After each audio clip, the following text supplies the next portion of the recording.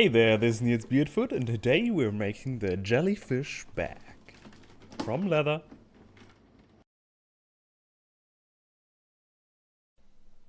Print and cut out your pattern, transfer it on the leather and cut out that as well. We're using 2.7 or 7 ounce wedge tanned leather here.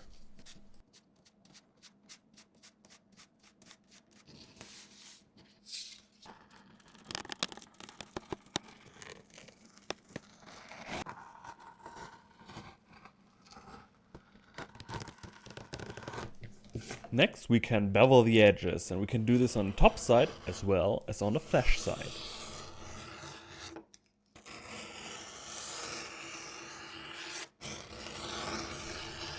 After this we want to moisten our leather to prepare it for embossing.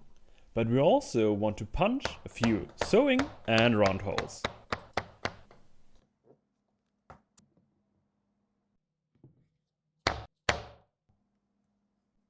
To make embossing along the edge easier, I trace a line along the edge and then go with a stamp of my choice along it.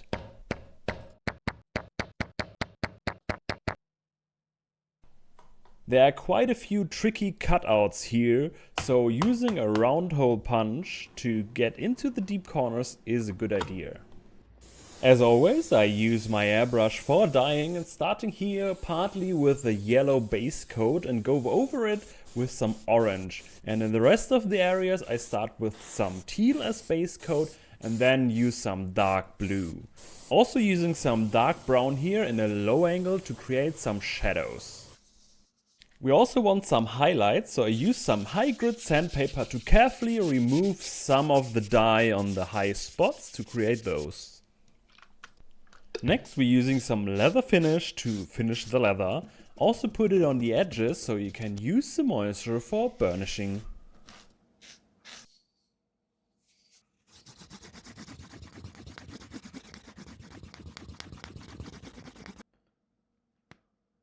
Here are now all the pieces. We got 9 of these head pieces that we just did. We got the lid and the opening for the lid. Also got these funnel pieces that will create a funnel and the circle that will close it. Also got the center strap that will be attached to the circle, and to the center strap we got these decorated pieces that we want to attach as well. Also got some big and small arms. Starting with the upper part of the jellyfish, we got all these pieces that we want to moisten from the flesh side. Also the lid and the opening for the lid, and then shape them. I like to use my breakfast bowl. This gives a really nice direction for the pieces in 2 dimensions. Like bend it in this direction, but also bend in this direction. This makes sewing, which comes now, easier.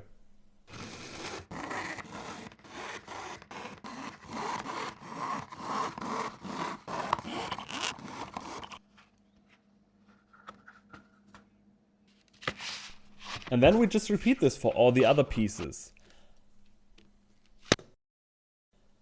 But there's one thing I forgot. We also got this opening here, and here all the other head pieces need to be sewn on as well. So we want to actually start with this one. Sew it on, and then sew the others also on there, and also on this circle part.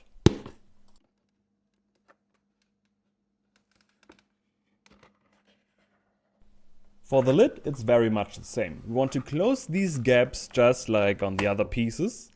And then we want to rivet it on here in the center. And you want to make sure that these rivets sit really good, because later on you will have no chance of redoing them. So hit them hard. For the closure itself, we want to check if the marked holes line up. And if so, punch them.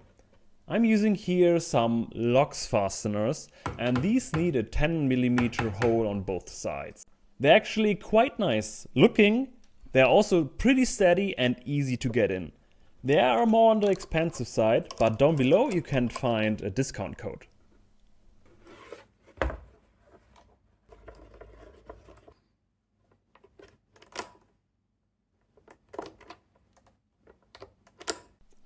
We also need a D-ring with a D-ring leather attachment piece, where we later on going to attach our shoulder strap. We put it here on this lonely round hole, also with a rivet.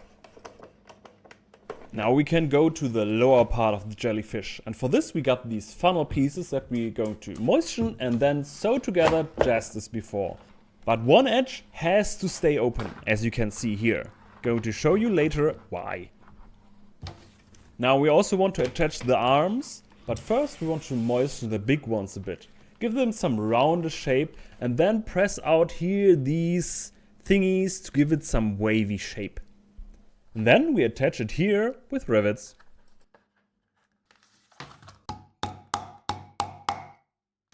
We got only 3 big arms, but 6 funnel pieces. So every second funnel piece gets a big arm. And in between we add these small arms, also with rivets.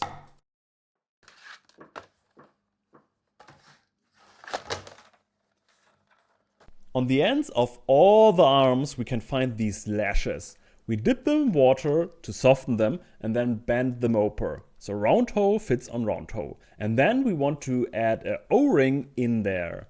For the small ones it's just straight up put it on there.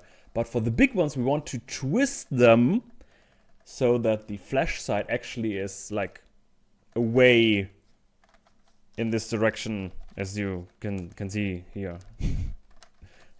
And then we also add the small arms just like this and attach everything with rivets.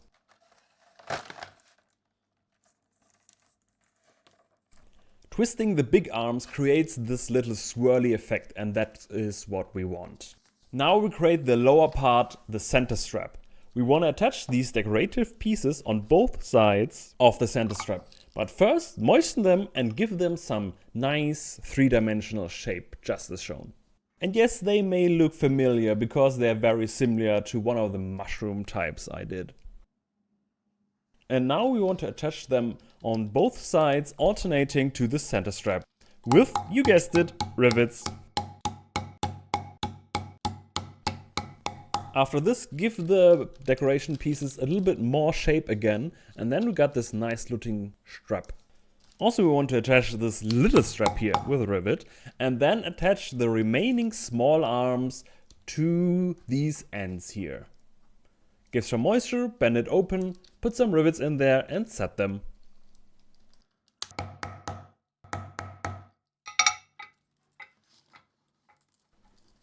Now we want to attach the ends of this strap to this circle. And look what we just did. And now you can see why we need this gap in the funnel, because now we can put the strap in there, which we wouldn't be able to do else. But after it's in, we can sew it together.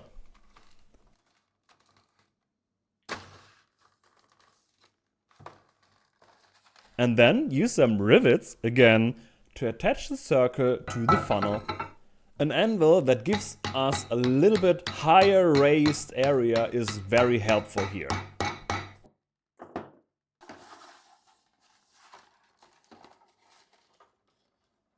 Our center strap, as well as the little arms on the center strap, also got these lashes. We want to moisten them and put then the center strap through the O-ring that we have already, and then attach another O-ring to the center strap and also attach the other small arms to the O-ring. And this is what we end up with. Now we moisten the funnel a little bit from the inside and bend the edges towards the flesh side, because now we want to put the funnel in the headpiece and secure it with, again, rivets. But there's the tricky part here, because along the entrance we can get in there with the hammer and set them. That's not the problem. But what about the rivets way back up there? We cannot reach them. This is madness. No, this is a giant steel bar as rivet setter, which actually works surprisingly well. Have a blunt end and then just put it in there and hammer it from the top. Easy. And this is how you set all the rivets easy all around the head. And that's it already for the jellyfish bag. The idea of the design is to keep the head relatively simple and masculine looking, if you know what I mean. And the rest, like the bottom, keep it in the look very busy. And there's quite some room in there to put stuff in. But the thing is, back itself is already quite heavy with 1.2 kilos. I think that's like 2.5 lbs. And to wear it, you can attach a shoulder strap on the D-ring and the O-ring and wear it around your shoulder. I hope you enjoyed this and see you guys next time. Have a great day. And yes, it looks like a penis. I see it too.